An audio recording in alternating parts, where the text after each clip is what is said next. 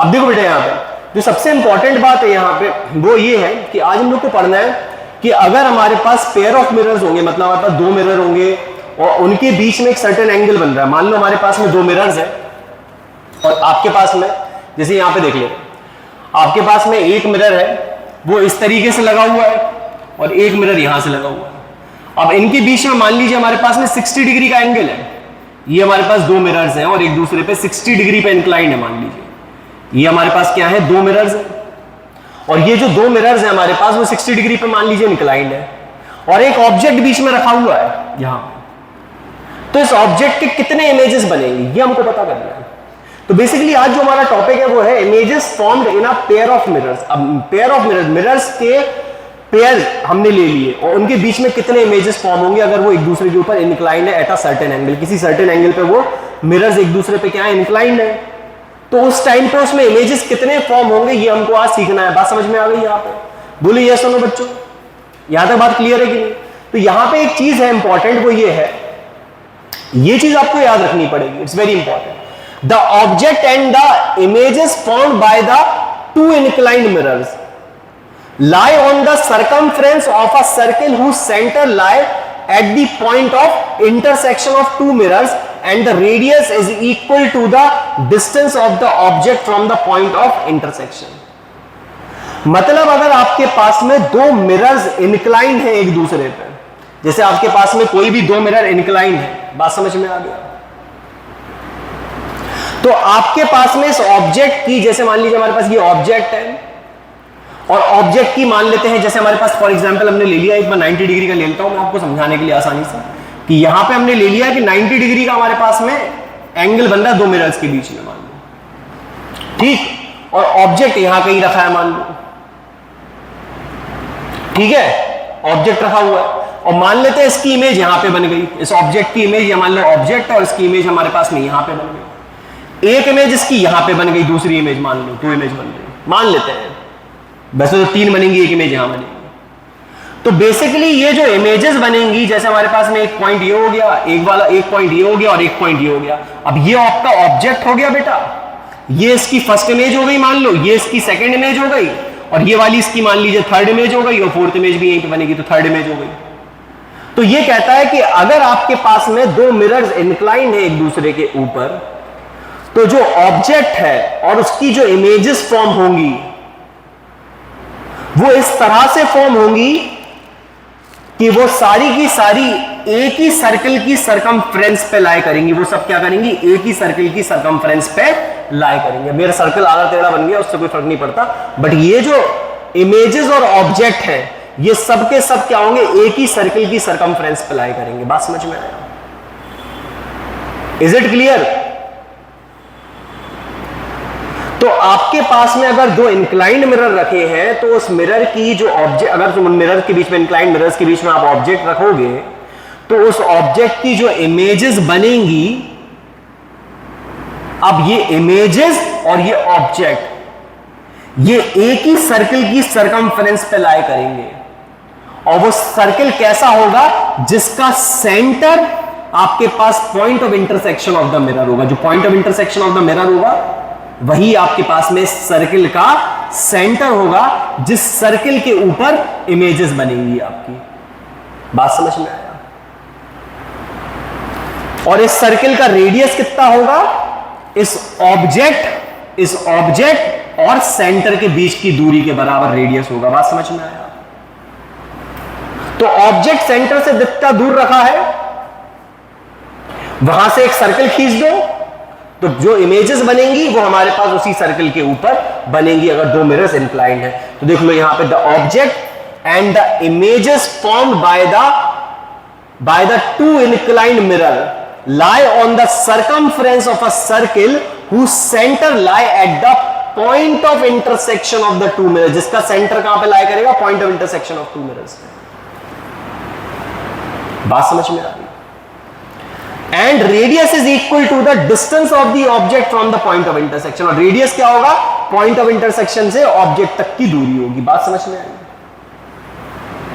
Clear बेटा? यहां पे तो अगर कभी भी दो इंक्लाइंड मिरर है हमारे पास, यदि आपके पास में दो इंक्लाइंड मिरर्स रखे हुए हैं, समझ में आ रही बात? दो इंक्लाइंड मिरर्स हैं हमारे पास, ठीक है बच्चों। और उन इंक्लाइंड मिरर्स के बीच में कहीं एक ऑब्जेक्ट रखा है, तो इस ऑब्जेक्ट की जो इमेजेस बनेंगी, अभी देखेंगे कितनी बनेंगी, कैसे बनेंगी, लेकिन जितनी भी इमेजेस बनेंगी वो सारी की सारी एक ही सर्कल के ऊपर लाया करेंगी। किसके ऊपर लाया करेंगी? एक ही सर्कल के ऊपर लाया करेंगी। बात समझ आ रही? और वो जो सर्कल होगा वो कैसा होगा? ऐसा होगा जिसका centre point of intersection of the mirrors पे लाया करेगा। सेंटर उस सर्कल का कहां लाया करेगा? Point of intersection of the mirrors पे लाया करेगा। और सर्कल का रेडियस कितना होगा? उसका रेडियस ऑब्जेक्ट और पॉइंट ऑफ इंटरसेक्शन के बीच की दूरी के बराबर होगा। इज इट क्लियर बेटा? क्या यहां तक बात क्लियर है आप लोगों को? बोलिए हां या ना मेरे प्यारे बच्चों, यहां तक क्लियर है अपन को? तो ये बात समझ में आ गई कि अपने पास में क्लियर हो गई ये वाली बात? बोलो बच्चों, कोई डाउट इस वाली बात में? इस कंडीशन में कोई डाउट तो नहीं है कि आपके पास में object and the images formed by the inclined mirrors lie on the circumference of the circle whose center lie at the point of intersection of two mirror and the radius is equal to the distance of the object from the point of intersection, that is the center. Is it clear? तो ये बात आपके लिए important है और ये आपको याद करनी है। ये आपके लिए कैसा रहेगा? ये इंपॉर्टेंट रहेगा। तो यहां तक बात क्लियर है बच्चों? बोलो हाँ या ना। अब मान लीजिए हमारे पास में दो मिरर्स हैं, ठीक है, एक दूसरे पे इंक्लाइंड है। ये हमारे पास दो मिरर्स हैं जो एक दूसरे के ऊपर क्या है बेटा? इंक्लाइंड है। बेटा ये एडजस्टमेंट जितने भी करने अभी कर लो एक बार में, ठीक है? इसके बाद अगर करोगे तो फिर दिक्कत है ना? आपके पास में ये जो मिरर्स है वो एक दूसरे पे मान लीजिए इंक्लाइंड है और इनके बीच का जो एंगल बनता है वो थीटा बनता है। क्या बनता है? थीटा। समझ में आई बात? अब देखिए हमारे पास में दो मिरर्स क्या है, एक दूसरे पे इंक्लाइंड है और कितने डिग्री पे इंक्लाइंड है? मान लीजिए थीटा डिग्री पे इंक्लाइंड है। कितने डिग्री पे इंक्लाइंड है? थीटा। तो यहां पे जो नंबर ऑफ इमेजेस बनेंगी, मतलब इसके बीच में मान लो ये इंक्लिनेशन जो है वो थीटा डिग्री का है इनके बीच का, और इन मिरर्स के बीच में कहीं पे एक ऑब्जेक्ट रखा है। बात समझ में?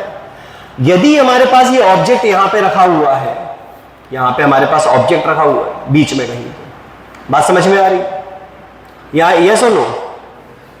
तो अब आपके पास में अगर यहां पर हमारे पास ऑब्जेक्ट रखा है तो इस ऑब्जेक्ट की कितनी इमेजेस बनेंगी? तो इसकी इमेज बनेंगी n। कितनी इमेज बनेंगी?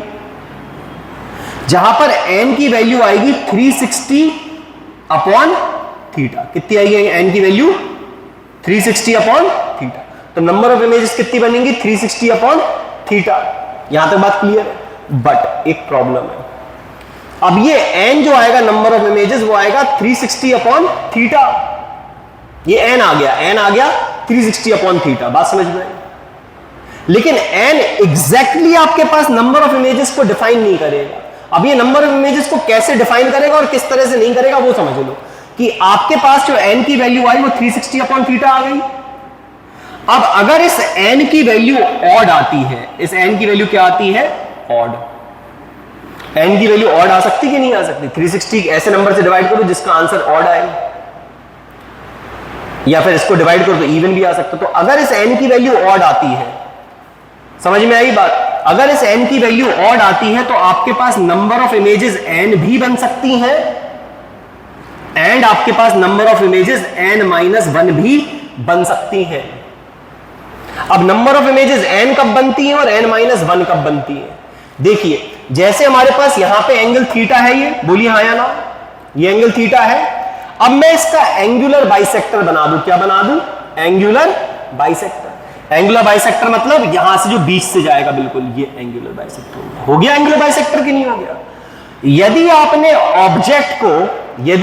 ऑब्जेक्ट को उठा के सिमेट्रिकली प्लेस्ड कर दिया इन दो मिरर्स के बीच में, सिमेट्रिकली मतलब आपने एंगुलर बाइसेक्टर के ऊपर ऑब्जेक्ट को प्लेस कर दिया। यदि आपने इसको एंगुलर बाइसेक्टर के ऊपर प्लेस कर दिया, किसको? ऑब्जेक्ट को। जब आपके पास n की वैल्यू ऑड आ रही है और आपके पास में जो ऑब्जेक्ट है वो एंगुलर बाइसेक्टर पर रखा है, इस इंक्लिनेशन के एंगल के एंगुलर बाइसेक्टर पर रखा है, मतलब this object is placed symmetrically. अगर ऑब्जेक्ट को सिमेट्रिकली प्लेस किया है तो आपके पास में नंबर ऑफ इमेजेस जो होंगी वो आपकी n-1 बनेंगी। बात समझ में आ रहा है? If n is odd then you have to check whether the object is placed symmetrically, that is on the angular bisector, or not.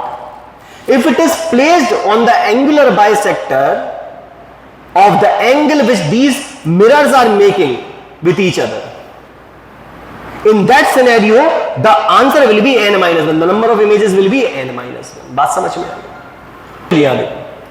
तो अगर हमारे पास में ऑब्जेक्ट सिमेट्रिकली प्लेस्ड है तो हमारे पास इमेजेस कितनी बनेंगी? n-1 बनेंगी।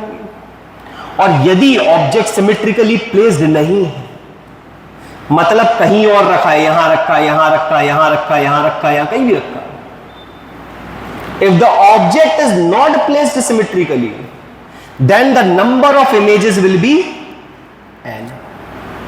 बात समझ में आया? तो सबसे पहले हम लोग n की वैल्यू निकालेंगे। जब हमारे पास मिरर के बीच का इंक्लिनेशन मालूम होगा तो n की वैल्यू निकाली जाएगी। n की वैल्यू 360/θ से आएगी। यदि हमारे पास में n एक ऑड नंबर आता है तो फिर हमको चेक करना पड़ेगा whether the object is placed symmetrically और इट इज प्लेस्ड एसिमेट्रिकली, मतलब सिमेट्रिकली नहीं रखा है। बात समझ में? सिमेट्रिकली रखा है तो n-1 इमेज फॉर्म होगी और सिमेट्रिकली नहीं रखा है तो n इमेजेस फॉर्म होगी। बात समझ में आई? बोलो यस और नो?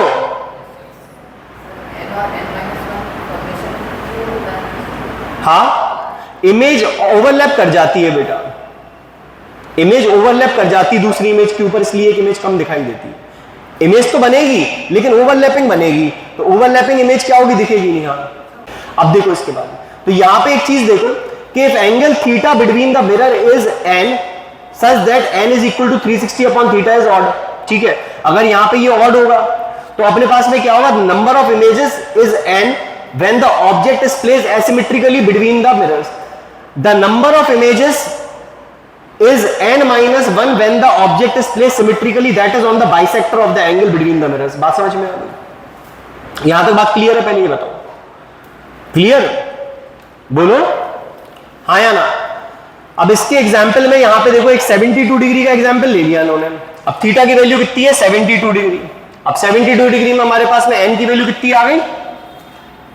n का वैल्यू कितना आ गया? यहाँ पे 5 आ गया। अब n का अगर वैल्यू 5 आ गया तो हमारे पास में अगर सिमेट्रिकली रखोगे तो 5 इमेजेस बनेंगी और सिमेट्रिकली रखोगे तो 4 इमेज बनेंगी, एसिमेट्रिकली रखोगे तो 5 इमेजेस बनेंगी। Is it clear? क्लियर बेटा यहां तक? पहले बताओ। अच्छा, अब दूसरा केस क्या होता है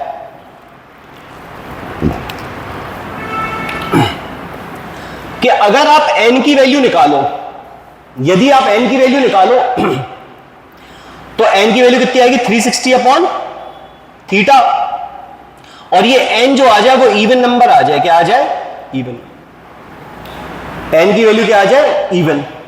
अब अगर n की वैल्यू इवन आएगी तो हमारे पास में क्या होगा कि आपके पास जो नंबर ऑफ इमेजेस बनेंगी वो हमारे पास n-1 इमेजेस बनेंगी। अब हमेशा n-1 इमेज बनेंगी, चाहे आप उसको सिमेट्रिकली रखो चाहे एसिमेट्रिकली रखो। बात समझ में आई?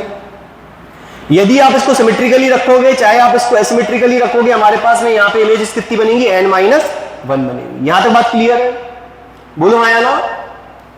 तो आपके पास में अगर n की वैल्यू इवन नंबर आती है तो हमारे पास में इमेजेस जो बनेंगी वो n-1 बनेंगी। क्लियर? यहां तक बात क्लियर है ना? ये दोनों चीजें समझ में आ गई आप लोगों को कि आपके पास में n इमेज कब बनेंगी, n-1 कब बनेंगी इसमें, और वहां पे हमेशा n-1 बनेंगी अगर हमारे पास में n की वैल्यू इवन रहेगी। ठीक है, अब देखो जैसे आपके पास में इस वाले केस में अगर हम बात करें तो दो मिरर्स एक दूसरे के ऊपर कैसे इंक्लाइंड है भाई? एक दूसरे पे पैरेलल रख दिया इन्होंने क्या कर दिया? मिरर्स को एक दूसरे के ऊपर पैरेलल ले लिया। बोलो हाँ या ना। अब अगर मान लीजिए मिरर एक दूसरे के पैरेलल है तो पैरेलल होने की वजह से इनके बीच का इंक्लिनेशन का एंगल कितना होगा? पैरेलल लाइंस के बीच का एंगल कितना होता है? जोर से बोलो, कितना डिग्री? 0 डिग्री। भाई पैरेलल लाइंस के बीच में इंक्लिनेशन है ही नहीं तो इनके बीच का एंगल ऑफ इंक्लिनेशन कितना बनेगा? 0 डिग्री का। बात समझ में आ रही? तो इनके बीच में जो एंगल ऑफ इंक्लिनेशन है वो कितना है बेटा? 0 डिग्री का। तो हमारे पास में यहाँ पे n की वैल्यू कितनी आएगी? 360/0। कितनी आई वैल्यू? Not defined. बात समझ में आया? तो यहां पे जो इमेजेस बनेंगी वो कैसी बनेंगी? नॉट डिफाइंड, मतलब इनफाइनाइट इमेजेस बनेंगी। Is it clear? अब एक चीज समझना, जैसे ये ऑब्जेक्ट है, ये ऑब्जेक्ट है, बात समझ में आ रहा? अब इस ऑब्जेक्ट से लाइट रेज आ रही होंगी यहां से निकल के ऐसे, जो कि इस वाले मिरर पे गिरेंगी। लाइट रेज आई दो ऐसे करके, और ये लाइट रेज क्या हुई? इस मिरर पे गिरी। बोलिए हाँ या ना? अब ये लाइट रे यहां से angle of incidence equal to angle of reflection बना के यहां को जाएगी, और ये वाली लाइट रे यहां से यहां की तरफ जाएगी। जाएगी कि नहीं जाएगी? बोलो। अगर मान लो बीच में कोई बंदा इसको देख रहा हो यहां से, तो उसको क्या होगा कि उसको लगेगा कि ये लाइट रे इस पॉइंट से आ रही है। बोलो हाँ या ना? लगेगा कि नहीं लगेगा? तो इस ऑब्जेक्ट की इमेज कहां बनेगी? यहां पे बनेगी। बनेगी? बोलिए यस और नो? यस और नो? अब एक्चुअल में ये लाइट रेज जाके गिरेंगी कब? अगर बीच में आंख नहीं होगी, बीच में नहीं होगा, तो हमारे पास में क्या होगा कि यहां पे मान लीजिए कोई ऑब्स्ट्रक्शन नहीं है यहां पे, तो ये लाइट रेज यहां पे जाके गिरेंगी इस वाले मिरर पे। अब जब इस वाले मिरर पे गिरेंगी तो यहां से ऊपर की तरफ को जाएंगी। जाएंगी कि नहीं जाएंगी? बोलिए यस और नो? तो यही जो हमारे पास में है, आई को क्या लगेगा? ये रे यहां एक्चुअल में तो यहीं से आ रही थी, फिर टकराने के बाद इधर मुड़ी, फिर टकराने के बाद वापस इधर की तरफ मुड़ी, तो आंख को लगेगा ये कहां से आ रही? इधर से आ रही। तो एक इमेज यहां और बन जाएगी, I2 मान लो। बोलिए हाँ या ना? तो इस I2 के लिए ये वाली जो प्रीवियस इमेज है, अब ये एक्चुअल में क्या है कि लाइट रेज यहां की तरफ से आ रही थी ना ये वाली, तो इस इमेज को हम लोग बोल सकते हैं वर्चुअल ऑब्जेक्ट। क्या बोल सकते हैं? Virtual object. क्योंकि ये वर्चुअल ऑब्जेक्ट की तरह काम करेगा, मतलब इसकी इमेज यहां पे बन गई।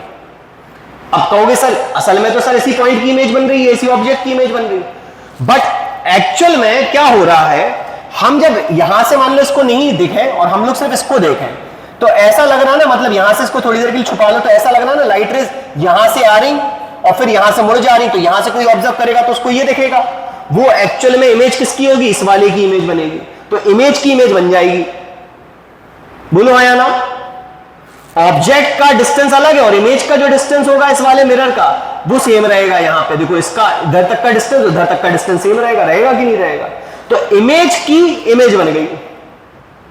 तो जिस इमेज की इमेज बन रही है उस इमेज को अपन वर्चुअल ऑब्जेक्ट बोलते हैं। बात समझ में आया?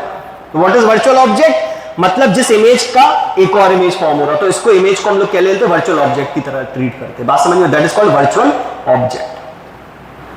फिर इस इमेज की एक और इमेज बन जाएगी जो कि यहां बनेगी, फिर इस इमेज की एक और इमेज बनेगी जो यहां बनेगी, फिर एक इमेज की इमेज बन जाएगी, ऐसे पकड़ के बनती जाएंगी। तो यहां पे इनफाइनाइट इमेज बनेगी। ऐसा अरेंजमेंट जनरली अगर आपने देखा होगा तो आपने देखा होगा ये बार्बर शॉप पे देखने को मिलता है। अब तो बहुत से बार्बर शॉप्स में ऐसा नहीं होता है, बट पहले के जमाने में हमारे टाइम में तो होता था कि बार्बर की शॉप में ऐसा होता था अरेंजमेंट, वो एक मिरर सामने लगाता था जिससे कि आपको बाल के पीछे के भी बाल दिख जाए, मतलब सर के पीछे के जो बाल होते हैं वो भी देखे प्रॉपर्ली।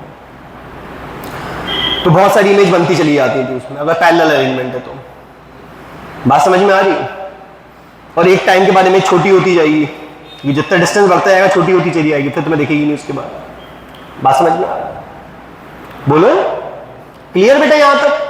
यहां पे हमको ये जो डायग्राम दिया है ये किसके लिए दिया हुआ है? मतलब ये जो है पूरा स्टडी जो है केस है, ये बेसिकली हमारे पास में क्या है, ये जो मिरर्स हैं वो आपके पास में परपेंडिकुलर टू वन अनदर है, मतलब 90 डिग्री पे। ये वाले मिरर्स कैसे हैं?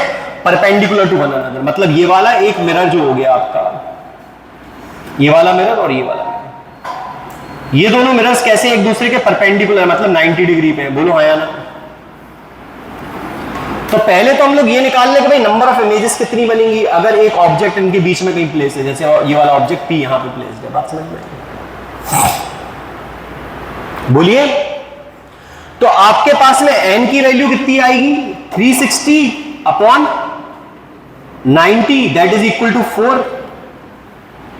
अब 4 क्या है? इवन नंबर है। 4 कैसा है? इवन नंबर है। अब यदि 4 अगर इवन नंबर है तो हमारे पास नंबर ऑफ इमेजेस कितनी फॉर्म होंगी? 4 minus 1 that is equal to 3। तो नंबर ऑफ इमेजेस कितनी फॉर्म हो जाएंगी बेटा? 3 हो जाएंगी यहां पे। तो नंबर ऑफ इमेजेस कितनी फॉर्म हो रही है? क्लियर बेटा? अब ये 3 इमेजेस कौन कौन सी है देखो। तो देखो पहले हमारे पास इस ऑब्जेक्ट से मान लो लाइट रे टकरा के आई, ठीक, और टकराने के बाद में वो यहां की तरफ इस मिरर पे गिरी। बोलिए हाँ या ना? तो ये लाइट रे टकराने के बाद में मिरर के ऊपर टकराने के बाद यहां को जाएगी। जाएगी कि नहीं जाएगी? अगर यहां से ऑब्जर्व किया जाए तो ये दोनों लाइट रेज कैसी लगेंगी हमको, यहां से आती हुई लगेंगी। कहां से आती हुई लगेंगी, इधर से आती हुई लगेंगी कि नहीं लगेंगी। तो एक इमेज तो हमारे पास में यहां पे बन जाएगी P2, बन गई, बोलो हाँ या ना। अब ये लाइट रेज टकराने के बाद इस वाले मिरर के ऊपर गिर जाएंगी, गिर गई। अब ये लाइट रेज यहां से टकराने के बाद इधर की तरफ बढ़ेंगी, बढ़ेंगी कि नहीं बढ़ेंगी। अब ये बंदे ने यहां पे आंख लगा के इसे ऑब्जर्व किया तो उसको लगेगा ये लाइट रेज कहां से आ रही है, इस वाले पॉइंट से आ रही है, बोलो हाँ या ना। तो यहां पे हमारे पास में इसकी एक इमेज और बन जाएगी। अब इनने इसको P3 लिया या P4 लिया, अपन इसको P4 मान ले रहे हैं। P3 लिया कि P4 लिया, P3 मान लो, चलो P3 बन गई यहां पे। तो ये थर्ड इमेज बन गई यहां पे, बात समझ में आ गई, कोई दिक्कत। तो ये एक इमेज बन गई, एक और इमेज बन गई, दो इमेज बन गई, बोलो हाँ या ना। इज इट क्लियर, बोलो बच्चों। अब बाकी ये P1 कैसे बनी तो मैं आपको समझाऊं। देखो, जिस तरह से इस मिरर पे इस वाले मिरर को कंसीडरेशन में लिया तो इस ऑब्जेक्ट की एक इमेज इसके सामने बनेगी मिरर में कि नहीं बनेगी, बोलो आया ना, बोलो। और दूसरी इमेज जो सेकंड टाइम रिफ्लेक्शन हो रहा है तो ये वर्चुअल ऑब्जेक्ट हो गया, ये तुम्हारा वर्चुअल ऑब्जेक्ट हो गया। इस वर्चुअल ऑब्जेक्ट की इमेज यहां बन गई। देखो, इस मिरर को एक्सटेंड करो अगर तुम ध्यान से तो तुम देखोगे कि जितना ये मिरर से दूर है उतना ही ये वाली इमेज मिरर से दूर है। तो ये वर्चुअल ऑब्जेक्ट की तरह बिहेव करेगा, उसकी इमेज यहां बन जाएगी, बन जाएगी। तो एक इमेज जो बनी वो इस वाले मिरर से बनी, इस वाले पॉइंट की, इस वाले ऑब्जेक्ट की इमेज एक जो बनी, पहली इमेज जो इस ऑब्जेक्ट की बनी वो इस मिरर के थ्रू यहां पे बनी। और इसको वर्चुअल ऑब्जेक्ट की तरह ट्रीट करो तो इस मिरर पे, इस मिरर से इस ऑब्जेक्ट की इमेज यहां पे बन गई, इस मिरर की वजह से इस ऑब्जेक्ट की इमेज यहां पे बन गई, बन गई। तो दो बन गई। समझ आई बात की नहीं आई। सेम चीज इधर भी होगी। इधर कैसे होगी भैया, ये जो ऑब्जेक्ट है, अब इस वाले मिरर को अगर कंसीडर किया जाए और डायरेक्टली हम लोग इस ऑब्जेक्ट से गिरने वाली रेस को यहां पे बना दें, यहां पे ऐसे, तो ये रेस टकराने के बाद यहां पे टकराएंगी कहीं की नहीं टकराएंगी, टकराएंगी ना ऐसे, बोलो हाँ या ना। यहां से अगर रेस आएंगी तो यहां पे टकराने का, तो एक इमेज तो यहां बनेगी कि नहीं बनेगी, यहां से आती हुई लगेंगी ये रेस, तो एक इमेज यहां बनेगी, बोलो हाँ या ना। तो ये इमेज हो गई हमारी P1, बोलो। और फिर जब ये रेस टकराने के बाद दोबारा जब यहां को जाएंगी फैलती हुई तो हमारे पास एक इमेज हमारी यहां पे बनेगी। इसलिए रफ डायग्राम बना दिया हमने, थोड़ा सा ऐसे फैला लो। तो यहां से ये वाली इमेज, एक इमेज यहां पे बनेगी, बात समझ में आ गई, जो कि कहलाएगी P4, जो P3 के साथ कोइंसाइड कर जाएगी, बात समझ में आया। तो P3 और P4 कोइंसाइड कर गई, P1 और P2 अलग अलग आ गई। तो बेसिकली बन तो चार इमेज रही, लेकिन हमको दिख कितनी रही, तीन इमेज, बात समझ में आई। क्लियर है बच्चों यहां या ना। अब ऐसे समझो इस बात को, इसको सिंपल तरीके से समझाएं। Let's make it simple now, let's make it very simple. अब इसको सिंपल तरीके से कैसे समझोगे, देखो सिंपल तरीका क्या है समझाने का। ये अपना मिरर है एक, समझना बात को, ये अपना एक मिरर है और ये अपना एक दूसरा मिरर है, समझना। अभी मैं P को एज ऑब्जेक्ट ट्रीट करता हूं, P को एज ऑब्जेक्ट ट्रीट कर लिया मैंने। अब इस मिरर की वजह से जितने बाहर ऑब्जेक्ट रखा उतने ही अंदर इसकी इमेज बनेगी, बन गई यहां पे इमेज, बोलो हाँ या ना, बोलो। बनेगी कि नहीं बनेगी, तो यहां पर इमेज बन गई, तो ये बन गई हमारी P2। अब P2 इस वाले मिरर के लिए, इस वाले मिरर के लिए इसको थोड़ा एक्सटेंड कर देते हैं हम वर्चुअली। इस वाले मिरर के लिए ये जो P2 है, बेटा अब थोड़ा टेबल को चेक नहीं करना है। इस वाले मिरर के लिए P2 जो है वो वर्चुअल ऑब्जेक्ट की तरह काम करेगा, P2 वर्चुअल ऑब्जेक्ट की तरह काम करेगा। तो इसकी जो इमेज बनेगी वो मिरर से उतनी दूर बनेगी कि नहीं बनेगी, बोलो हाँ या ना। तो P2 को वर्चुअल ऑब्जेक्ट मानो तो P2 की जो इमेज बनी वो हमारे पास मान लीजिए P3 बन गई, तो इसकी इमेज यहां पे बन गई, बन गई कि नहीं बन गई। तो एक इस मिरर से यहां पे से यहां इमेज बन गई ऑब्जेक्ट की, और एक इस मिरर की वजह से इस ऑब्जेक्ट की जो इमेज बनी थी उसकी भी एक इमेज बन गई, इमेज की इमेज, तो ये बन गई दो, बोलो हाँ या ना। अब बेटा क्या होगा, सेम चीज हो जाएगी इस मिरर के साथ रिपीट। इस वाले ऑब्जेक्ट की इस मिरर पे, इस मिरर से भी तो एक इमेज बनेगी जो कि यहां पे बनेगी, जितना ऑब्जेक्ट ऊपर है उतनी अंदर इमेज बनेगी, तो ये बन गई P1, बोलिए हाँ या ना। अब इस वाले मिरर को दूसरे वाले मिरर को यहां तक एक्सटेंड करो, तो ये जो पहली इमेज बनी यहां से इस वाले ऑब्जेक्ट की, इस मिरर के थ्रू जो इमेज बनी, बात समझना, ये वर्चुअल ऑब्जेक्ट की तरह काम करेगी और ये वर्चुअल ऑब्जेक्ट की इमेज इस वाले मिरर से इधर बन जाएगी उतनी दूरी पे, तो ये बन जाएगी अपने पास में P4। बोलो हाँ या ना, बोलो। तो P3 और P4 क्या करेंगी, ओवरलैप हो जाएंगी, तो आपको दिखेंगी कितनी इमेज, 3, 1 2 3 पॉइंट्स ही दिखाई देंगे। समझ में आई बात?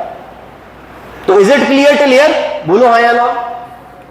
तो आज आप लोग का होमवर्क है कि आपको ये पूरा का पूरा पढ़ के आना है बेटा, इसका सेकंड वाला पार्ट। आई होप यहां तक आपको सब क्लियर हो गया होगा।